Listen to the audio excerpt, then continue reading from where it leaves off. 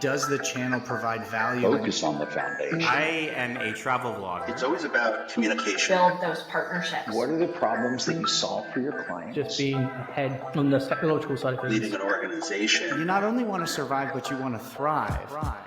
They said it wouldn't last, and they said that you can't drive profitable and incremental revenue through the affiliate channel. But here we are, 20 years later, and the affiliate channel is alive and kicking and generating profitable revenue for thousands of retailers across the globe. Hi, I am Jamie Birch, your host of the Profitable Performance Marketing Podcast, where we talk to some of the industry's best and brightest about their careers, about leadership, and about how to drive profitable revenue through the affiliate channel. Welcome, listeners. My name is Jamie Birch, your host of the Profitable Performance Marketing Podcast and founder of JEBCommerce, your award-winning affiliate management agency. We're actually celebrating in just a few days 19 years in the space since we founded this, coming up here on October 10th. You may actually be listening to this afterwards. But today we have a special guest. They're all special. They're all awesome. Today is no different. It's Blake Cantrell. Blake and I have known each other for probably 10 years. Blake has worked at 3 of the big affiliate networks, has a really interesting perspective on the space. And we have a great conversation about partnerships, about trends in the space of how the PR agencies are coming into affiliate marketing and what is that leading to and what the issues and problems that face. And we throw a little bit of what JEB does in those areas as well. So definitely give this podcast a listen. But if you are trying to figure out how you manage all this stuff, how you manage your affiliates, how you manage those across channels, then we definitely want to talk. Email us at gethelp@jebcommerce.com. We'll give you a free 30-minute consultation, tell you what we know and what we think will help. And we have a whole new suite of packages available for you. So you can go check those out at JEBCommerce.com. You can also email us at gethelp@jebcommerce.com as well. Have a great conversation with Blake. It's about an hour long. You definitely want to stay till the end. This is great stuff in there. We talk a lot about what the networks do, what the trends are coming up with, and why is building partnerships so important and how to do that. So without further ado, here's my conversation with Blake. All right, Blake Cantrell, thank you and welcome to the Profitable Performance Marketing Podcast. Great to have you here, man. It's finally good on the show. Thanks for having me. I think we've talked a million times on camera now, but we've never done it for posterity. So this should be a good exercise. And here we go. I love your background. Let's see. We got Mike Tyson from, gosh, what is that game? That's I can't remember. Punch Out. Yeah. Punch Out. Yeah. Did you ever reach Mike Tyson?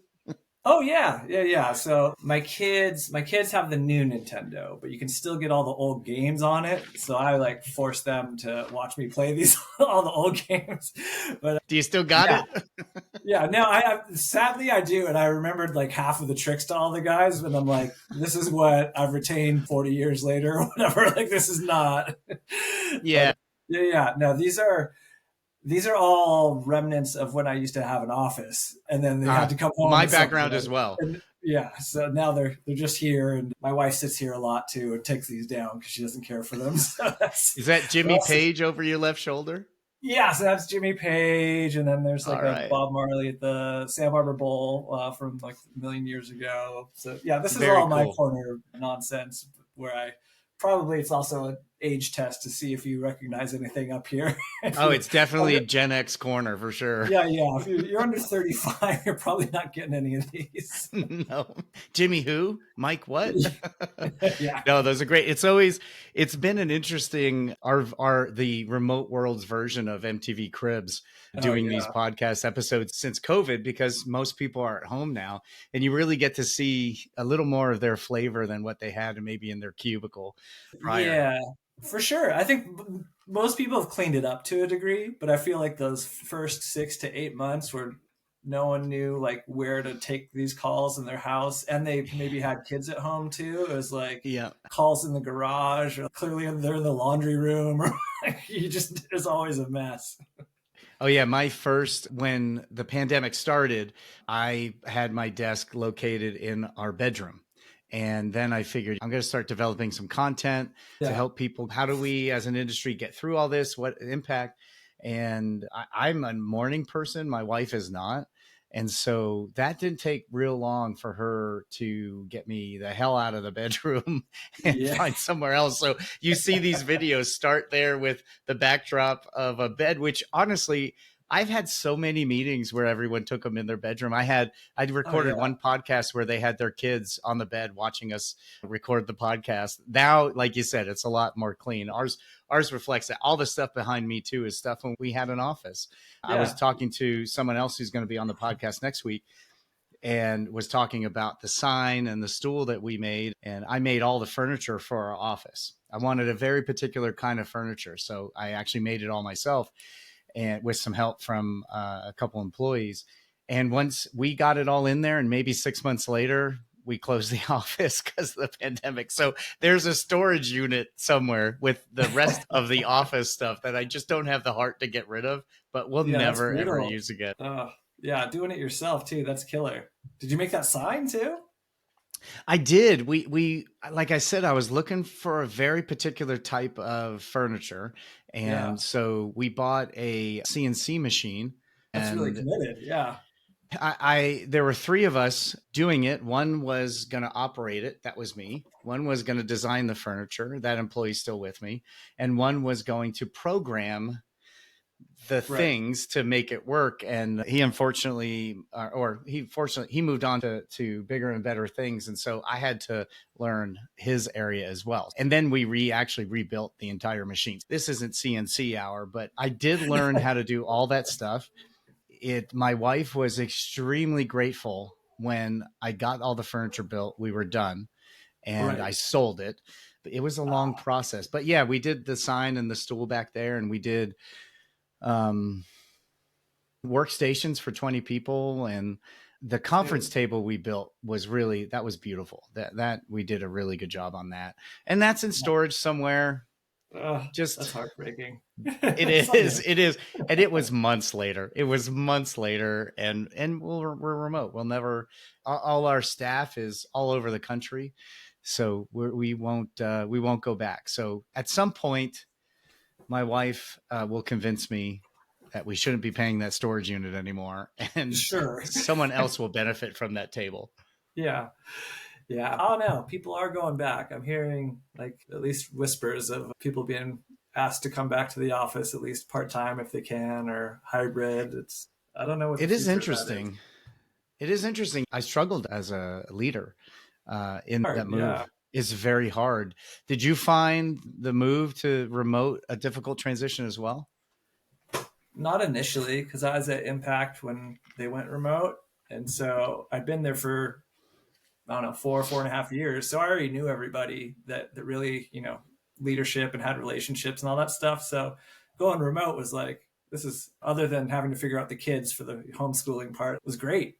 Because you get more family time. I'm throwing a load of laundry in between calls, but I'm still super productive. But then, starting the last role remote, I think is very, very difficult because it's just so much harder to get a real personal connection when it's like, what are you gonna do? Hey, let me Zoom you because I just want to learn about you, like as a person. It's just really awkward. It's awkward, right? Yeah, it's a hard. Let's play two truths and a lie. Are you available for Zoom today?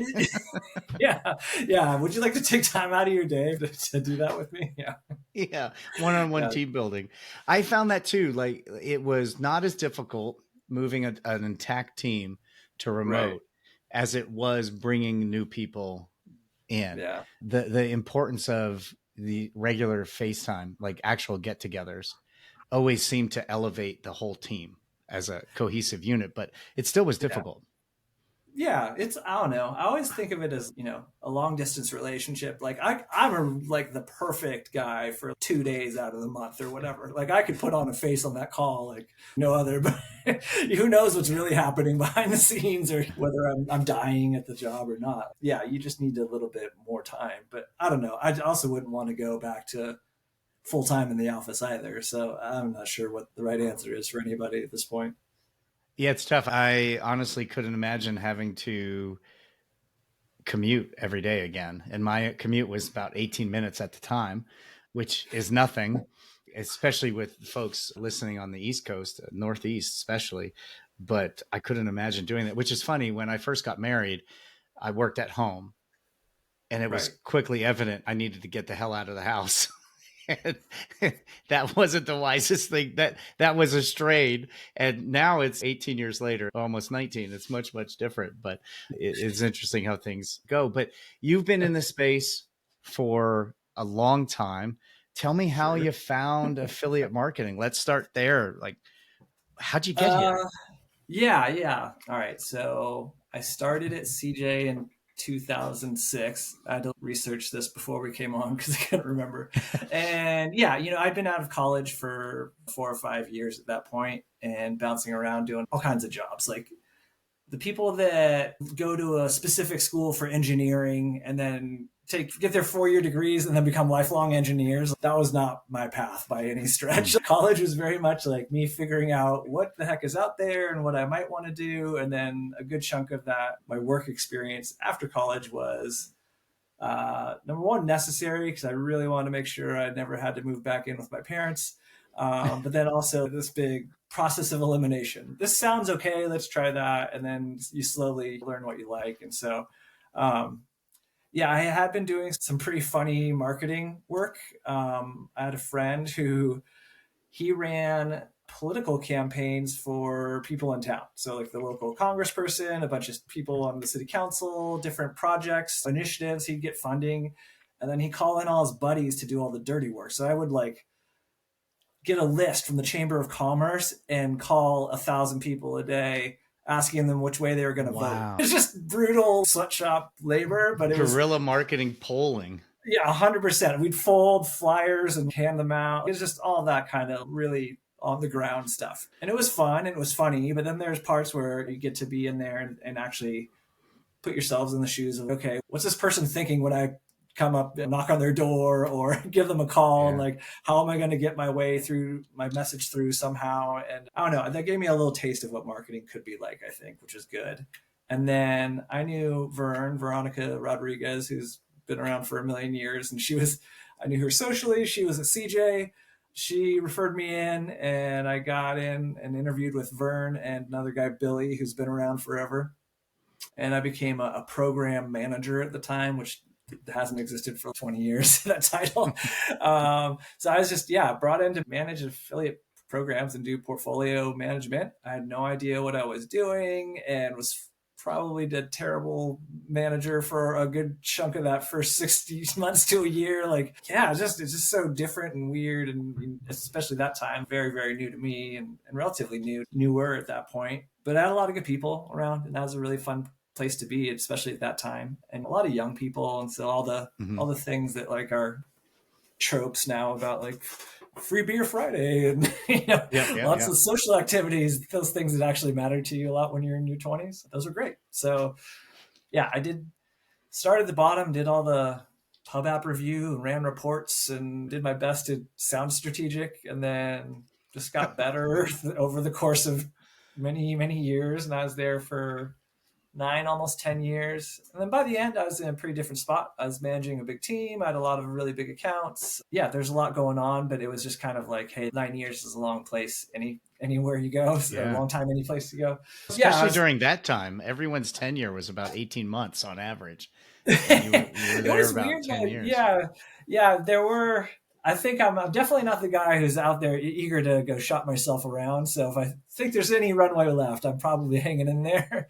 But yeah, it was great until it got to a point where it was just time to move on. Like I just couldn't do any more account management, I think was the real answer at that point. Then I called up Vern again. Vern had moved over to Impact and she had another job for me. And they had a lot of agencies and it was more or less, hey, we just don't know what to do with them. Can you come just figure it out? And there's not a lot of structure to the role. It was really funny because then when I interviewed with Vern and I interviewed with Billy again. This is the same. Oh, they both read Impact. Yeah, CJ and Impact. So I got that job and I started with just me. And then Henry was a young guy who, just was starting out back then too. So we just did a divide and conquer of Henry, you take the biz dev, and there's a lot of CS functions here. Agencies have years worth of feedback / complaints about what to do and what we should be doing. And so we just did a lot of like listening tours more than anything. That's about the time you and I met. Yeah, for sure. Right around then, because I started meeting everybody on the agency side, which was great. I really like all the agency people. They're fun. And then, I don't know, you saw a lot of it, but I guess for anyone out there, like it just organically happened. The more you take care of the agencies, the more you give them good training and show them some attention and treat them like an actual customer, the more they want to bring business over to you.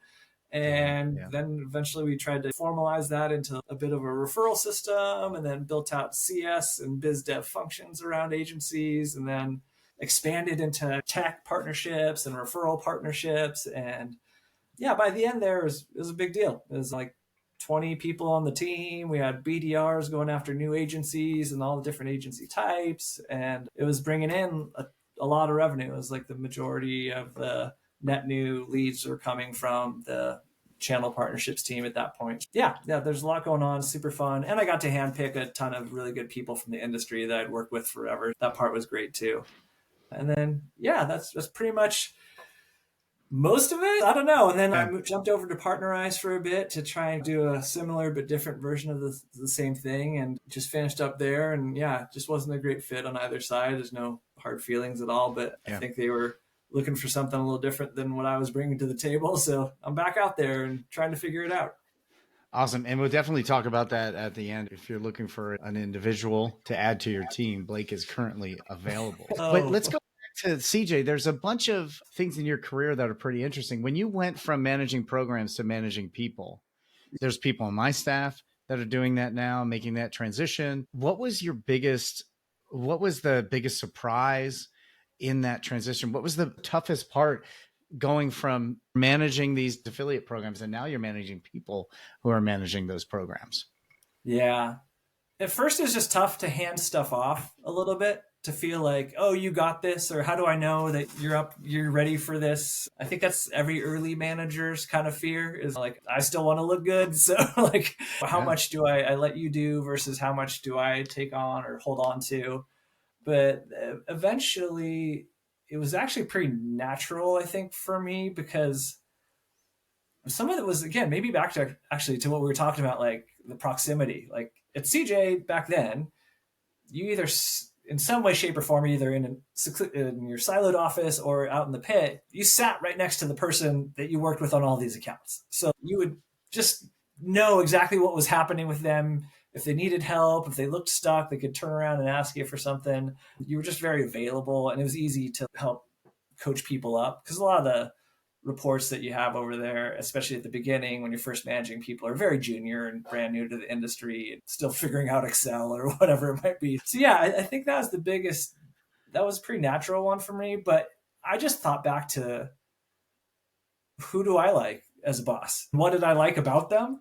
And it was very easy for me to try and mimic those behaviors as best I could, and just to be super appreciative. Like, these are junior people for the most part, or they're looking for my approval. I love it when my boss gives me a shout out. So I'm still do that all the time for people that work for me, if I think it's deserved and want to tell someone else above them that I might have access to that they wouldn't necessarily feel comfortable talking to. Honestly, that's selfish though. It's fun for me. I love talking about other people a lot more than I like talking about myself. That's awesome. Did you find any tools or any resources that helped you in that transition particularly? At that time, I don't remember necessarily there's a management course or here's how we do it, because I think everyone had their own flavor of what they did, depending on who they reported into at the time. Like, there was the key accounts team had their own way of doing things. And then different parts of ad dev, depending on who the director was, might have their own versions of everything. It wasn't standardized way back then. But I think there were just some key things. Every director needed to have a pretty good read on activity on the account, growth, red flags, what's happening, renewal, contract renewal, and then just when it comes to the people management stuff, just who's on track for how are they doing against their JD, and how are they doing just in general when it comes to next review time, next review period. Are they going to be up for a promotion? What are they saying? Are they antsy?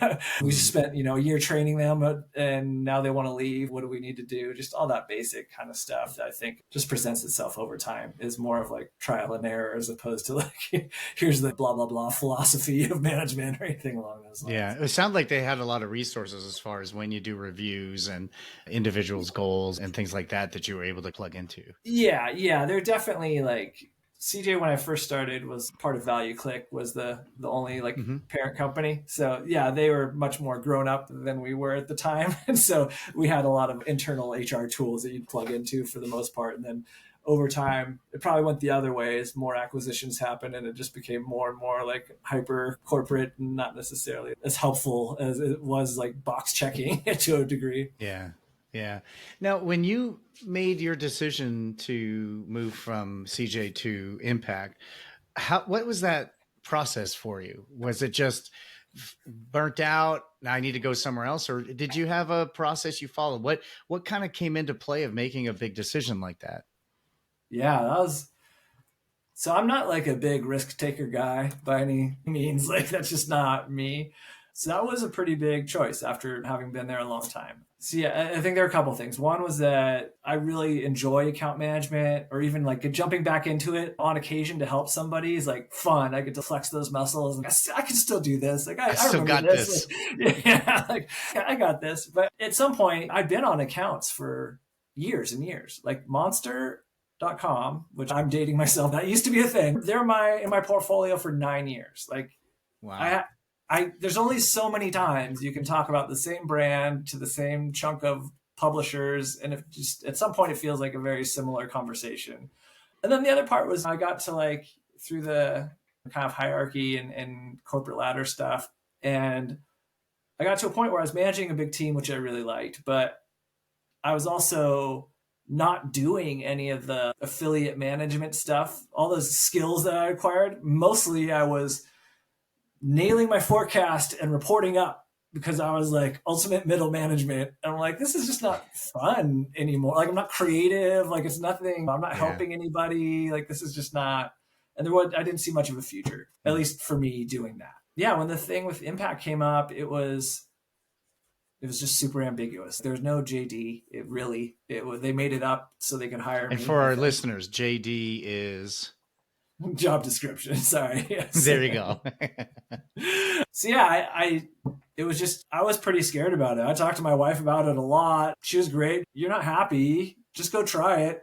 I'm sure you could go back or, you'll get hired to do account management somewhere else. It's not going to hurt, but you need to try something else. So she was great and gave me a kick in the pants. And then to be fair, I had a lot of time at Impact to figure it out. They were pretty gracious. They gave me that first year I was doing a ton of in the weeds, dirty work CS stuff for agencies just to try to make them happy. I wasn't bringing in revenue. It was pretty up in the air as to what I was being measured on. They're just like, just go figure out something, just make them happy. And so they gave me a lot of space to do it, to their credit, which I don't think everyone would. And yeah, it was a lot of writing process or coming up with something that we think is the best idea or getting feedback from agencies. Tell me what you want or what you would like to see with our product or how we can have a better process for you working with our team, whatever. But what was that like? Because what was your process? You get in and they're like, hey, here's this thing. We don't know how to do it. We want you to figure it out. My very first job out of college was that my title was search engine guru. And no one knew what the search engines were. They just knew they needed someone to do things on the search engines. And they literally gave me an e-machine, a card table, and put me in the same facility that they would do their kickboxing and massages. Like that's the benefits they had. I think that's where affiliate people get put nowadays too. That kickboxing. That's never changed. Just in the auditorium with a card table and a computer. We're going to let that guy cook for a while. So did you have a process? This thing hasn't existed before. You have to develop it. Walk me through how you did that. Yeah. So I know enough to know that I'm never the smartest guy in the room for most things. So I cheated. My wife was also in the industry. She was at CJ. She was on the agency team at CJ for a long time. So I picked her brain about everything she did and how it worked over there. And I would go online and talk to agencies, probably bugged you and your team about what do other agency teams do and what's it look like? What do you want from us? And not only what do you get from someone else, but what could we do that would be even better than that? What would really make you love us? And it's actually funny because I asked that question a lot over my career and people don't know. A lot of the time they don't know the answer to that. Oh, let me think about it. I just know what I get or what's normal somewhere else. So that was a lot of it, was just more or less cheating, stealing other ideas or repurposing it for myself. And then the other big one, especially early on, was just anything you do. And if you have an agency team or say like a broader partnerships practice that you're trying to build out, is agencies interact with every single department in your organization. Like I've talked to many people on your team over the years, right? Mm-hmm. Yeah. At the time, probably by the time I left, Impact is more about biz dev and how can we build our business together and our portfolios. But it sure didn't stop those people that knew me from saying, hey, Blake, I'm stuck on legal, or CS is a bottleneck, or whatever. I remember calling you a whole bunch of times over random stuff for sure. Yeah. Because I have someone's phone number and Blake is always helpful. I'm calling him. Yeah, exactly. Because you knew me, you didn't know the people on the other team necessarily, and you wanted one point of contact, and it totally made sense. Just, again, organically, that was a lot of the other stuff that I started to do, was reach out and build relationships with all the other relative groups, marketing, sales, onboarding, CS, support, legal, whoever you could think of, to figure out how I could get plugged into all these other groups and make sure that the agency perspective was represented there. Like, when we're doing a big QBR with a client that's managed by an agency, we better be talking to the agency and make sure we're both saying the same things, propping up one another, maybe going in and doing it together, as opposed to over here in this silo, we're talking about our own set of tools and influencer, and actually the agency's talking about something else entirely. And then the brand wants nothing to do with either of us, and we sound really disjointed. That's usually what happens. Yeah. And then, any of those, it's a big game of trusting one another and figuring out, not just only across teams, but also externally with all the agency partners. How do I help you navigate my world? How do you help me navigate yours? And then, do we need an official documented process? Do we need like a verbal? It just depends on what's happening and how we're staffing against it at any given time, because that evolved a lot over my time at Impact too. I think it sounds really smart, and we mimic a lot of your process. If you're getting into something you don't know, talk to people, a listening tour. We try to do that with our clients and networks quite often. What are you hearing? What's going on? What changes are happening in the space? These episodes are very much that too, but gathering other smart people and saying, how would you do this? Do you see the opportunity? How could we serve you better? That's great stuff to do. And then formulating a plan from there is fantastic. I'm assuming you went to Partnerize and did that same sort of thing starting there as well. Yeah, for sure. I think my personal, you had a whole lot more experience building that particular department at that time, for sure. Sure. Yeah, no. The challenge at Partnerize was that I was uncovering things like even till the end about, oh, this is a different process.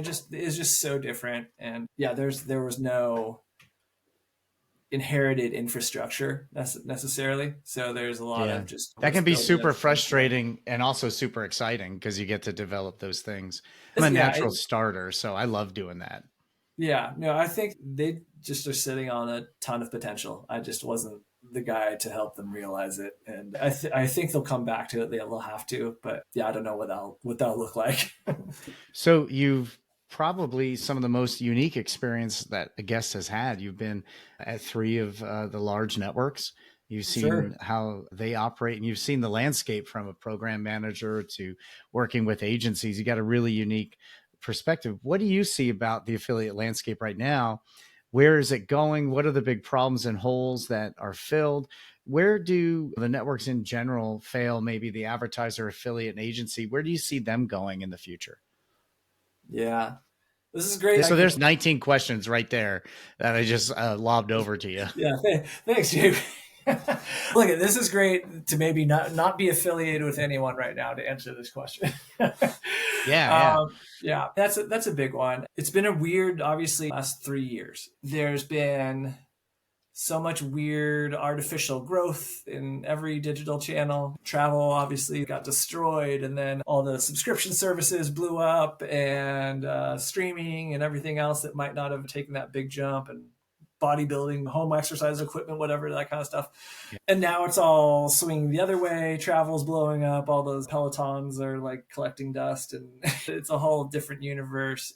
And all those businesses, networks included, and probably agencies to a degree, took hits in pockets, and it's hard to pick out what's growing and what's not. And then I think on top of that, there's not a ton of giant enterprise brands left out there in the space that don't have a program or are new to market. So it's a lot of competitive steals for networks and agencies at this point. And because, at least from the network side, and maybe the agency side too, like, there's very few differentiators. There's not a lot of people that can say, like, truly, I do recruitment insanely differently than anybody else on earth, right? Yeah. And there are differentiators. And same thing with the platforms too. Like our tracking, oh my God, you should see our tracking night and day from someone else. Like it's just not, it's not necessarily there. There are absolutely insert network name here. You're right, yeah. And there are for pockets. Like there's a certain platform can absolutely be better for retail for whatever reason, or fashion. Everyone says Rakuten's the fashion brand, and like Impact is all about finance. And so those types of pockets of verticals, and same with agencies. Some are known for doing certain things. But what's frightening, or maybe not frightening, but just where it looks like it might be going to a degree, and maybe in a negative way to start, is agencies have started to assimilate and be VC backed and buying up one another quite a bit. That's great. There's investment in the channel. People are taking notice. There's nothing wrong with that. But it makes also at the same time, I feel like there's more agencies than there's ever been, like more OPMs specifically than ever. And I can't even keep up. And there's just a new one all the time. It's a very long list. Yeah. And so are they good? How good are they? What are they good at? Are they very, very affordable? I don't know. That's a lot of just new things that are happening in the industry. And then it ends up getting a little bit, I think, commoditized, or it's harder to tell who's different. And I think the same thing more or less is happening on the platform side to a degree, or the network side, other than some pockets, like what's truly different. So if it's all kind of looks the same to the consumer, it's very confusing. And then we all just lean in on price and price reductions and a race to the bottom, and then you throw in the like funky macroeconomic climate and whatever else, and price is such a huge piece of it now. So I think that's where we're at, but it's also a big opportunity for somebody to step in and do something different and take advantage of the other trends, which from my side I've been seeing for a long time now, which is all of these PR and content type agencies that are being forced into affiliate because they have nowhere else to spend on Facebook or Meta. And at some point, I just think there's going to be this huge reckoning in the larger like content space where a CMO is going to be like, I can't afford to pay this gamer $1 million for one day of Twitch live streaming. This is ridiculous. I at least need good reporting. And so they're going to turn to something like us, and they're going to want to figure out how to do it.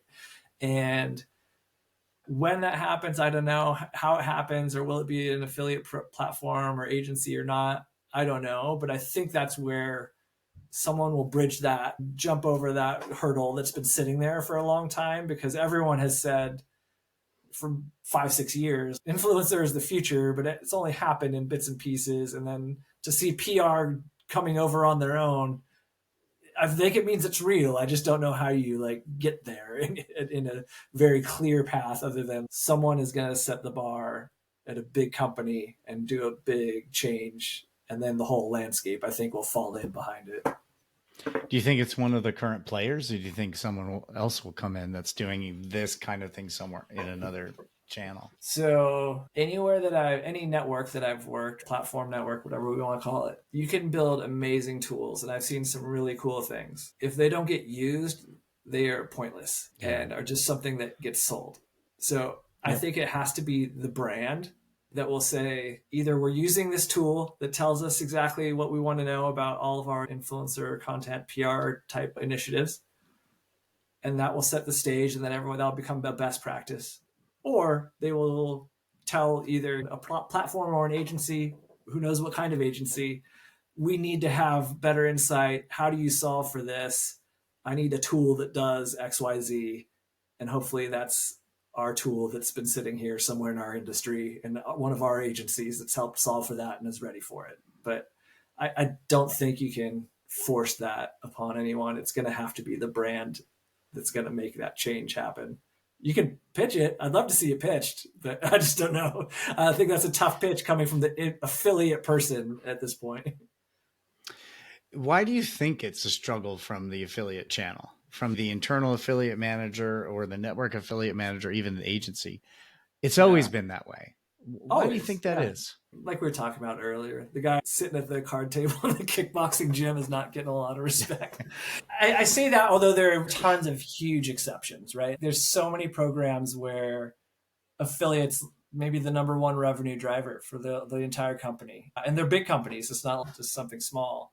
I still think the pitch is just too challenging for your regular CMO to wrap their head around. It's a little bit of everything. Oh, it's coupon. Okay. I don't know. That's easy for them to understand, maybe. Well, if you think of what do you have in your stack of digital marketing? You have search, email, social, Facebook, whatever it is, all flavors of native, all kinds of other stuff. You know what that is mentally. You can see those things. You know what an email looks like. You know what search looks like.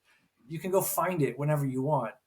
Affiliate, like it's 8,000 websites and 800 different forms. What is it? Like it's harder to put your finger on it. So I think it's more difficult to explain when you're saying, yeah, here's what I want to do. I want to invest in this. So that means you're investing in even one big brand publisher.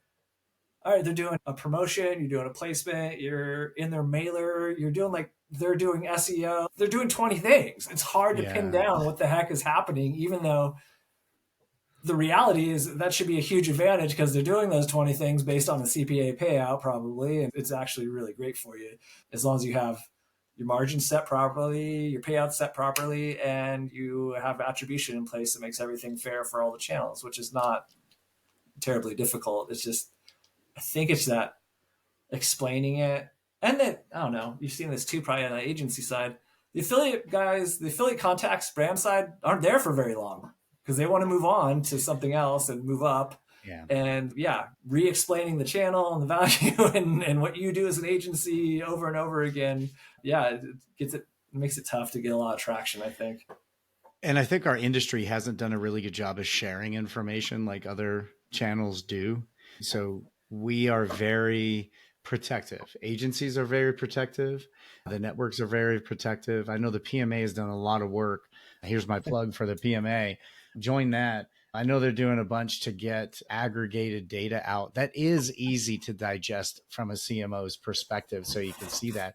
But it gets so difficult because, and that's why a lot of people hire us, because you can monitor it and optimize it and report on it as a channel.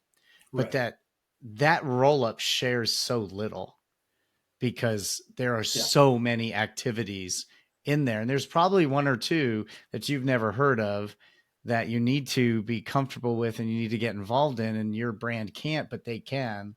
And so trying to aggregate that up tells a really small part of the story. You have to get down into that data to find out this is what this person has done. And not only this is what this affiliate does, but during this time period, like you said, they did these 20 different things.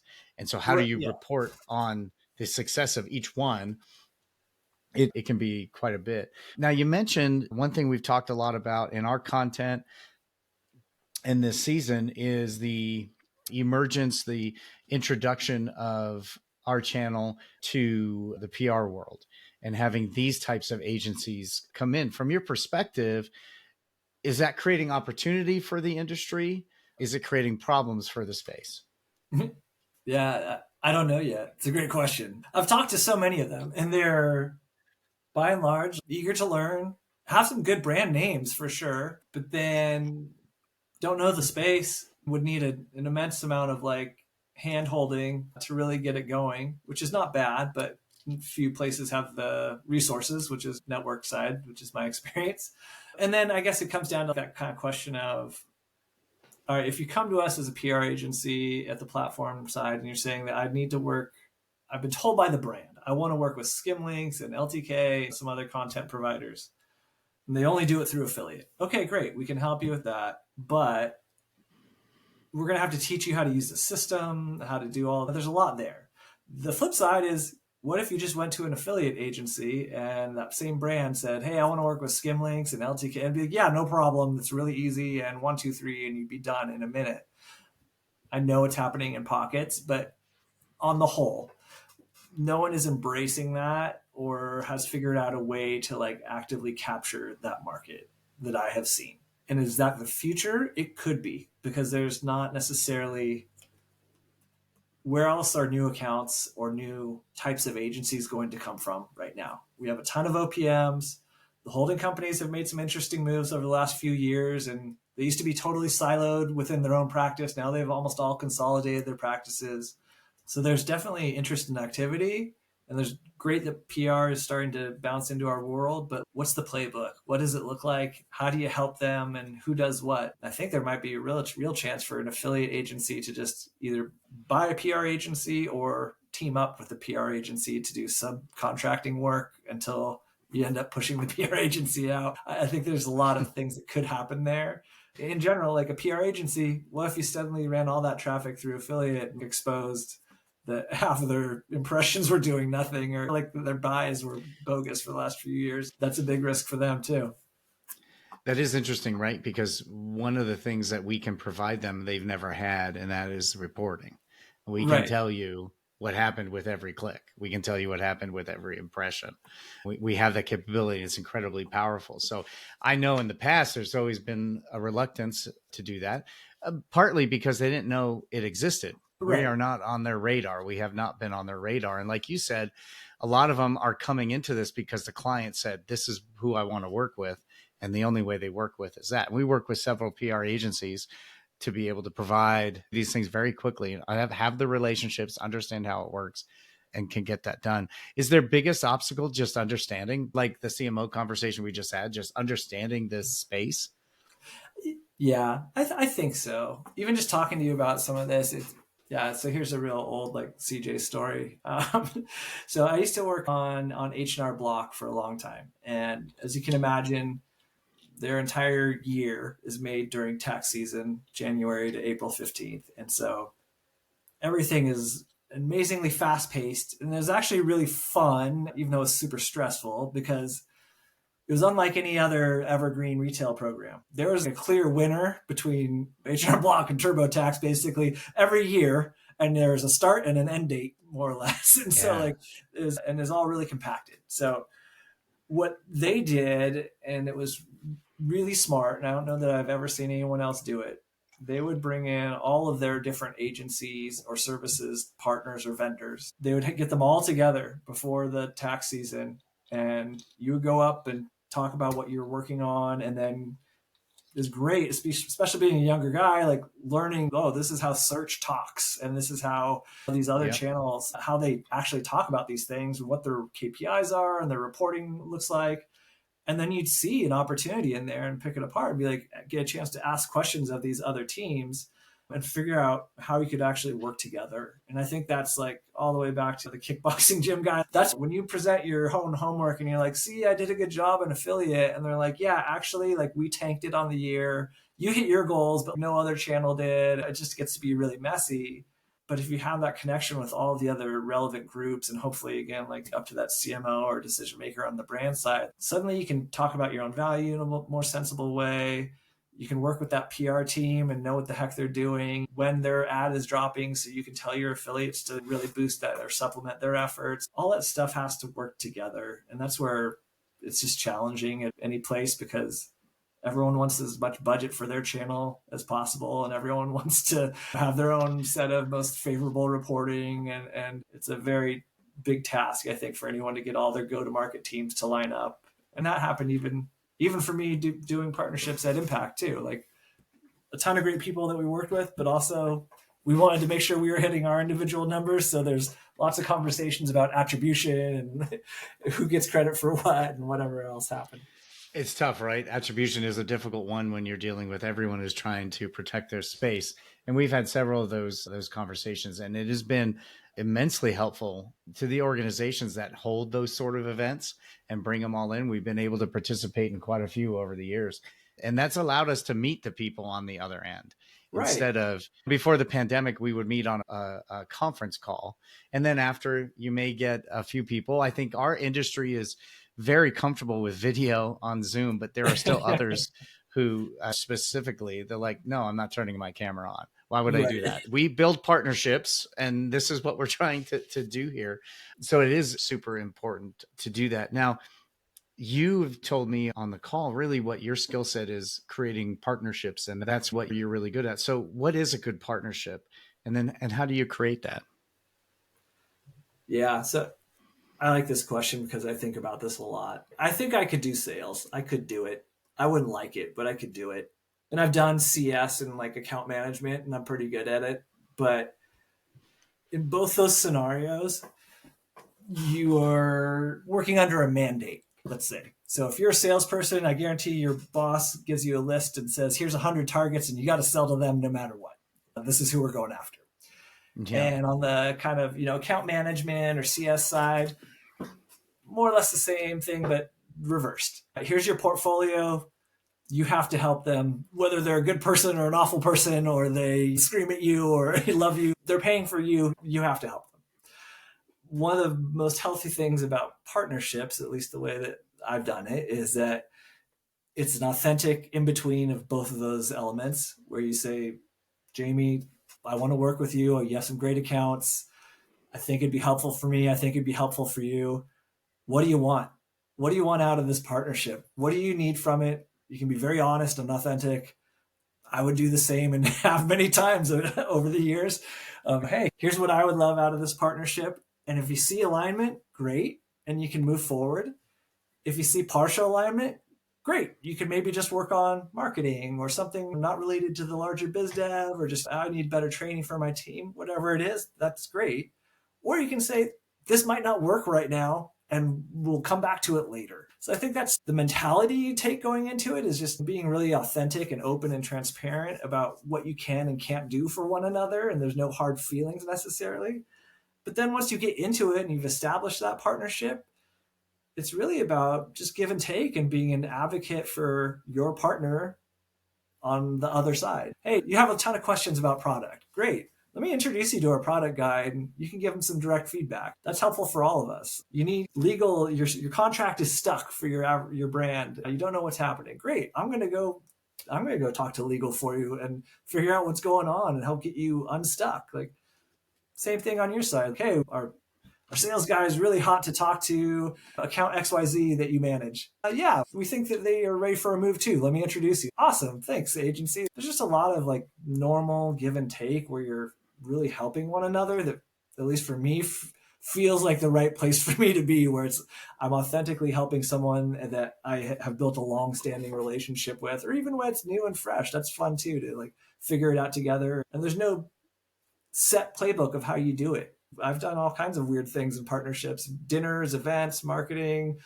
create certification classes, agency advisory board, invite people to events. We go co-prospecting, co-selling. Like, there's building out CS teams. There's all kinds of fun stuff that you can do, that there's no just go sell or just go service. There's no limitations on what you can do. It's all still a pretty young vertical. And I wonder if I think that's why people in the other channels struggle to understand the affiliate, because it isn't formulaic, and you can spend a decade building a strong partnership, and one decision can ruin it. And now we actually don't have access to that channel, where if I'm in AdWords and an ad campaign doesn't work, I can take it down later on and just put it back.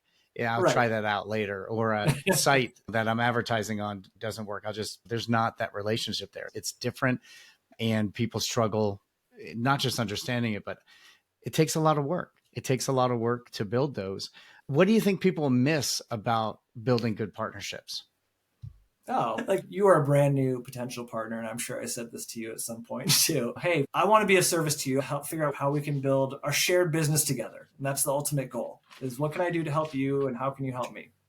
I know we're complementary, we overlap a little bit maybe, but at the end of the day, there's a lot of ways we could figure it out together. I think that's the biggest part and I've heard it from different people that I've probably worked for over the years, of they need to get 100% of their business on our platform, or why aren't they giving us these accounts because we gave them something? And it's okay, think about it. It doesn't make sense for their business. Or if they were to migrate that account, it also might be a chance for that team to, let's RFP the technology, but let's also RFP this agency because, we're doing an RFP anyways. It might put their own business at risk. I think that's the biggest thing, is just putting yourselves like in the shoes of a partner, and what are they trying to do? Why are they trying to do it? What is their timing? And what stage of their business are they in? There's so many different agencies where, like, why aren't we co-selling? It's because they don't have a sales team. It's the founder who takes inbound referral calls. There's no counterparts for us. There's no one to go anything with. Yeah. So I think that's really the biggest miss in partnerships, is when you don't have a true understanding of your partner and what they're trying to do, and also just being clear and transparent. I'm sure there have been times in the past where it's like, hey, I just need a favor. I'm short on my quota this year, and if you could give me any referrals, that'd be great. Like, you can tell me no all day long, but I love that I have a relationship where I could be transparent with you about something like that. And you would tell me the same. Hey, Blake, like, we need some help, or whatever it is. Like, all right, man, like, I'll do what I can, or maybe I can't, but at least I'm here to try for you and do my best as best I can. It sounds like what you're talking about is empathy. We don't talk a lot about that in business, but it sounds like you said it, put yourself in other shoes. Years ago, my boss, Christine, put me through, when I was at Coldwater Creek, and most of our company, through Caras negotiation training. Yeah. And it was a phenomenal 3 days. They flew someone out. And the one thing that I remember most of all is, in a negotiation, you had a pink sheet, and that was your pressures, and they had a blue sheet, and that was their pressures that they're bringing and you're bringing to this negotiation. Right. And the question was, which page, blue or pink, should you be more focused on? And everyone's mine. I need to focus on the pink sheet. That's my pressures. And what they said is, no, you'll lose when you focus on yours. You have to focus on theirs. You have to find out what theirs are. They were really focused on a win-win negotiation, but that really is a partnership too. You're both winning. Yeah. And it was all about empathy. If you don't understand what they need, you can't answer those questions of why aren't they bringing all their business here, or why can't we co-sell, or why can't we do this? Yeah. And it's super important with the affiliate. I love what you said, is you have to be an internal advocate. I know there were many times early in my career that I wasn't an internal advocate for my partners, whether that was the network or the affiliates. And so I wasn't as staunchly defensive of them, of why they work, to build that empathy within the group, at least understanding within the company of that. But it sounds like that's what you're talking about. No, I think you got it for sure. It's honestly, in fact, I know I've been told that, hey, remember who you work for. It's not these agencies necessarily, but that's probably a good boundary to brush up against in all our roles. If you're doing that, you're probably doing partnership. You can always dial it back. Yeah. And then that's my assumption too, right? Hey, if I'm pushing this hard for these guys, like, I have to assume they're actually doing the same for me out there too. Any of the partnerships motions that you do is the biggest question mark. So an agency, right? JEB, you manage however many accounts. You could go out there, and if I did my job and won you over with all of our great product and people and training, and everyone felt really confident about working with my platform wherever I was, you would just want to go talk about me and our platform to your brands when it made sense. And I've seen it happen a million times. And it's amazing because I don't have access to those brands and no one else does, especially the way you do as an objective third party who's probably managed them for many years and is doing great work. And so coming from you, it's incredibly powerful. Also, 9 times out of 10, I don't know that conversation happened, and I have no way to market in my sales force and show the outcome and how amazing that was. All people see is like the downstream outcome of eventually something signed from that agency that they sourced over. Great. We're building goodwill in so many ways. And then same thing with the agencies, especially, is that the value that you add to any organization is so much higher than just that net new revenue. You're growing existing accounts. If we're doing it right, we're retaining accounts together, pushing them into new products and being creative. Time to onboard is usually shortened. Time to growth is much shorter. There's a lot of good things happening when you really figure out a cadence with a partner, but that takes time. And I think that's the biggest struggle for anyone if they don't believe in partnerships. What's the timeline? How do I see measurable activity? To a degree, you got to trust me that it's happening. That's a big leap of faith. And that's where we have one similarity with another channel, search engine optimization, because how long is this going to take? I don't know. The rankings will come when they come. We don't know. Blake, this has been a pleasure. We're right up against time. Thank you so much for joining us. If someone wants to get a hold of you, get in touch, what's the best way to do that? My amazing LinkedIn page is probably the best for now. We'll share that in the show notes as well. Yeah. Please enjoy my headshot from 4 years ago where I had a little bit darker hair. But yeah, if we're doing that part at the end here, is I'm figuring out what I want to do next. And I think I want to make sure I land someplace that's going to be a good fit for a long time. That's what I'm all about, really. And I love just talking to anybody who does partnerships or is in this space and might need some help, or if I can be of help to you and you can be of help to me, hit me up. I'm happy to do it. I always get something out of that, whether it leads directly to my next amazing career or not. Like 9 times out of 10, it's just interesting to learn something new and might take me in a new direction. Hopefully I can do the same for you. Awesome. So go to LinkedIn, type in Blake Cantrell, Cantrell, and these are in the show notes as well. And connect with him to talk about that opportunity you have. Or if you just want to discuss any of these things, Blake has you have really unique experience here. So I can see a lot of conversations happening from this. Or you want to talk about how to punch Mike Tyson and Punch Out. He may have that code for you. Yeah. Also available for talk about anything related to guitars or woodworking. We got that. We need to talk about that one, Jamie. Musician and woodworking. That'll be the next one. Yeah, definitely. Yeah. Awesome. Blake, thank you so much. Always a pleasure to talk and look forward to seeing you somewhere in the next go around the sun here. Oh, yeah. Thank you for the help. Great talking to you too. Thank you, Blake, for joining us. Really enjoyed that conversation, as I do with every conversation that we get to have.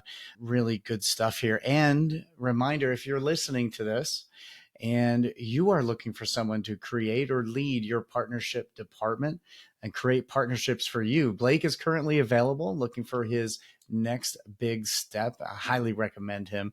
The full force of my recommendation and reference is behind him. He has been a joy to work with and a joy to talk about. Some of the things that we talked about today that I think were real poignant is just the conversation about partnerships and how important those are.